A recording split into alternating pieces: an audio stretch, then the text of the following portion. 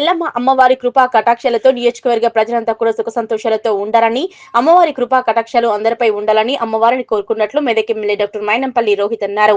మెదక్ జిల్లా చిన్నశంకరంపేట మండలం సూరారం గ్రామంలో ఈ నెల 9వ తేదీ నుంచి 11వ తేదీ వరకు నిర్వహించే శ్రీ గణపతి రేణుక ఎల్లమ్మ తృతీయ వార్షికోత్సవం సందర్భంగా నేడు అమ్మవారి అభిషేకం, మంటప స్థాపిత దేవత విశేష పూజలు, అమ్మవారి కళ్యాణం, ఒడిబియ్యం తదితర కార్యక్రమాలు నిర్వహించారు. మహిళలు పెద్ద ఎత్తున పాల్గొని అమ్మవారికి ఒడిబియ్యం సమర్పించుకుని మొక్కులు చెల్లించుకున్నారు.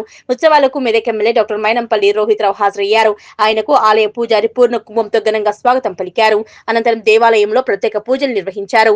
గౌడ సంఘం ఆధ్వర్యంలో ఎమ్మెల్యేను పూలమాలలు, శాలువాతో ఘనంగా సన్మానించారు.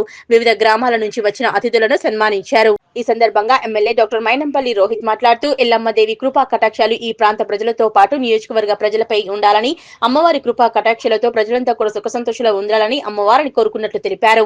ఈ కార్యక్రమంలో మాజీ ఎంపీపీ అరుణ ప్రభాకర్, మార్కెట్ కమిటీ మాజీ చైర్మన్ గంగా నరేందర్, కాంగ్రెస్ పార్టీ మండల అధ్యక్షులు సానా సత్యనారాయణ, నాయకులు రాజిరెడ్డి, సిద్దిరాములు, రాజశేఖర్ రెడ్డి, అక్బర్, మోహన్ నాయక్, ఉదయ్ కుమార్, రాజ్ కుమార్ గౌడ్, పవన్ గౌడ్, కిషన్ గౌడ్, దుర్గాపతి గౌడ్, సత్యనారాయణ గౌడ్ తదితరులు పాల్గొన్నారు.